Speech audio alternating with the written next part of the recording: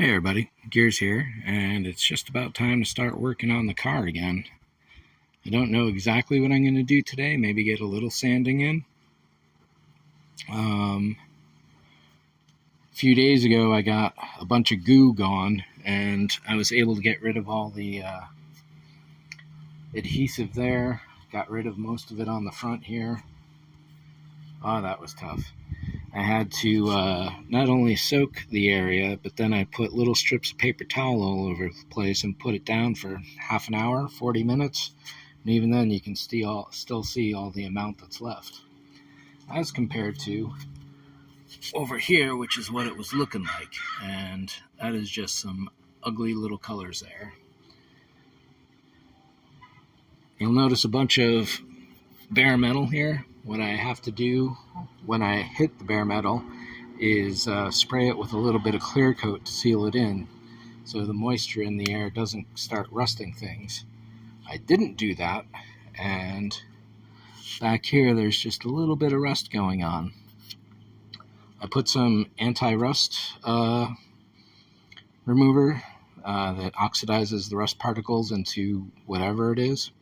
Got rid of a lot of the rust, but there's still some more there. So I got to be careful when I'm doing this. This, rather than going with the goo, I wound up just trying to sand it off. And over here, that was definitely a mistake that I shouldn't have done. But that's the way it goes, live and learn. Seal these holes in for now. They just got a little clear tape over them, and I'm going to have to get rid of all the adhesive when I finally pull that up. So that side up to the door is done. Most of this, you might be able to see a difference in the yellows here. This one is kind of a greenish yellow. That's definitely green. You got some berry yellow like up here, and then the white underneath it. There's maybe 2 or 3 coats of white primer, and then a single layer of the yellow, and then probably 3, maybe 4 layers of the clear. It's brutal to get down to, and then once you do, all of a sudden you're hitting metal. So it's kind of dangerous. Here along the side here, you can see some color differentiation in there with little patchy yellow spots and then the white. I love the fractal effect of it all, but obviously I'm not going to be keeping it that way. Here on the roof, this is a good distinction. This line here going up to yellow in there, kind of a greenish yellow. So I'm going to be going to the paint store and see what they say, how far down I have to take this. I've always had bad luck when I've sprayed anything over any level of clear coat. That's with enamels. This is urethane, which is a different beast and may react differently. So maybe I can just leave it at this point, but I think I'd rather get it down to a good-looking yellow first. This is a distinct repair that I have to get done. I found a guy on Craigslist that would do it for a couple $100, but he hasn't been around, so I may have to go to an auto body shop and have them fix this. And I would imagine that's cutting out the full square and shaping a new piece of metal to fit there, because it just sucks.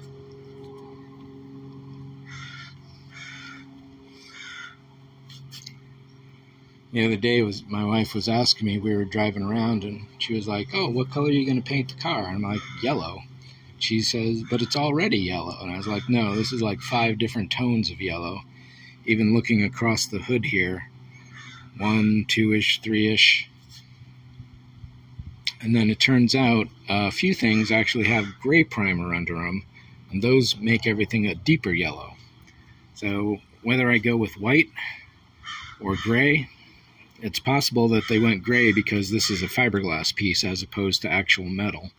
And that would match the colors better, I guess, because of the underlying surface. Metal being aluminum and this stuff being fiberglass, there's going to be maybe some reflectance coming up through the paint, but I really don't know that. In traditional fine art, there are differences between painting on a black canvas and a white canvas. On a black canvas, the colors will pop more. On a white canvas, they just sort of fade in a little better. It depends on the effect that you want to get.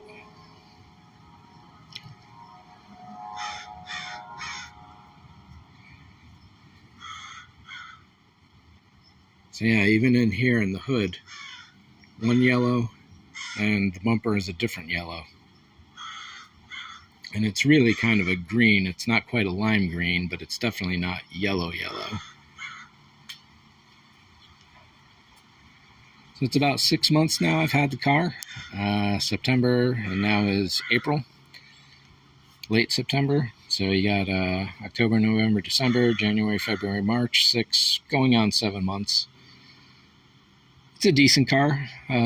Whichever one I had chosen, I was looking at a 350Z, a 240Z, or a Subaru Baja of all things. And each one had their benefits and their negatives. One negative I did not consider on this was the wide body aspect. So what's going on when I'm driving this is that because I can't see this fender from the roof, I misjudge where the curbs are, and consequently this wheel is getting eaten up fairly well around all the outer rims.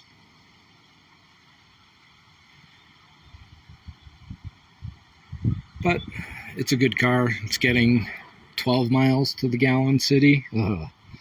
But I did a trip out to Phoenix to get these rims right here, which are the stock originals, and I was getting 23 miles to the gallon, which is a bit better. But 12 miles around the city is definitely brutal.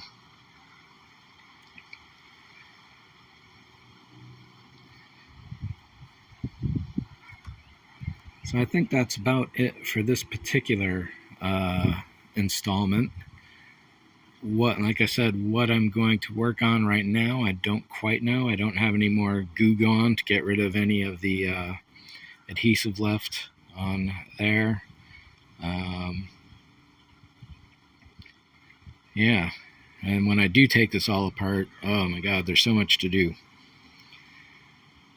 I've got vertical hinges for the doors, so those require the bumper, the headlight, and the side fender to be pulled off. The bumper can be loosened, but the light and the fender have to come out. And then if I'm doing that, then I can at least put the bumper onto some workhorses and get a little more sanding towards the lower area where I don't need to lay down on the ground and do it upside down, because that would suck. Let's see, I got to pull the seats out and replace those at some point. And when I pull the seats out, that means giving me access to that whole area to make working on the back better. I want to install the hyperdrive unit from my old car. That currently is at home right now. I need to do some electronic testing on it for all the lights. And then basically rejig the entire thing. Oh, hey, check these out. Over on eBay, 2 mirrors, one so I could point it down to see where my sides are, and then one to get the far out edge of lane so I can see who's coming at me, because these mirrors suck. The shape of them is terrible. They barely give you any view. And speaking of mirrors, the other downside is the one right there, the standard center rear view, shows more of the roof than it does of the window, so there's barely like this much view out the back, and it's not very good. So this thing is really terrible on situational awareness, we'll say. The bumper has to come off because when the dealer, Zaz Motors there, installed those screws, he took a power drill and once wasn't good enough, so he kept it was terrible. I was crying as I'm watching him do it, broken into silence at the horror of what I was seeing. And now he broke the clips behind that, so now I have to take the bumper off to remove the clips, to pull this plate off so I can put my standard plate in place. It's a lot of work the guy did to me, and that was definitely not appreciated. And if you do have the chance to shop at Zaz Motors in San Diego, avoid it like the plague. I'll do details maybe some other time to tell you exactly how poorly they treated me, but they give, when it comes to used car dealers, they exemplify all the nightmare that is involved with used car dealers. Avoid them. Problem with them is they do specialty cars like this. So this edition, supposedly there were only about 700 made of the anniversary. Of those 700, maybe 230 are yellow. And of those 230, how many are manual, how many are automatic, how many have this or that option? There's no way to know. So essentially this is not quite a unique car, but it's definitely uncommon, to say the least. And would I trade it at a moment's notice? Yes, if I could get all my money back. Like I said, no matter which car I got, I knew I wasn't going to like something about it. And this one is definitely no exception. The old 240s, they are about as tall as that little black mirror on the top. I really like a low-slung car. The hood on the 240, the length of that, the short tight ass, the 240s are just too sexy. And I would still love to get one, but this one, Zaz Motors, charged me full Carfax price, and any mention I made about non-stock wheels, this, that, and the other, they're like, oh no, but those rims are super expensive, they're great. Oh, the tires on them, they're super expensive, great. No, Lionheart is a Walmart discount crap, and these rims new were like $200, so it's not like it's anything special. So they kept me on the lot for 6 hours, and by that time I just wanted to get the hell out of there. It was so bad. But like I said, that's a story for another day. So I think that's it for this one. I do like it. It's not a 240, but it does grow on me. And it does have some serious power to it. One of the reasons why I wanted a 240 is because it doesn't have the same power. It would have been less powerful than my previous car, a Hyundai Tiburon, which was a 2.7 liter, and the 240s are only like a 2.4. The 280s are a 2.8, so you'll find some 240s that have a 280 engine and a transmission in them. The original 240s were a 3-speed or a 4-speed, and the 280s wound up going to 5-speed.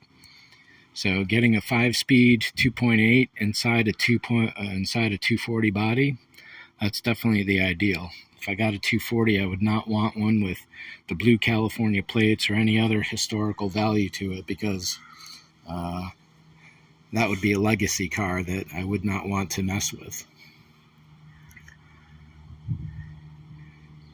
So that's it for this one. It's kind of a long one for the way I've been doing these lately, but there's a good amount to talk to. And I'll tell you what, in another video we'll talk about what I'm doing to the trunk. Thanks for watching. See ya.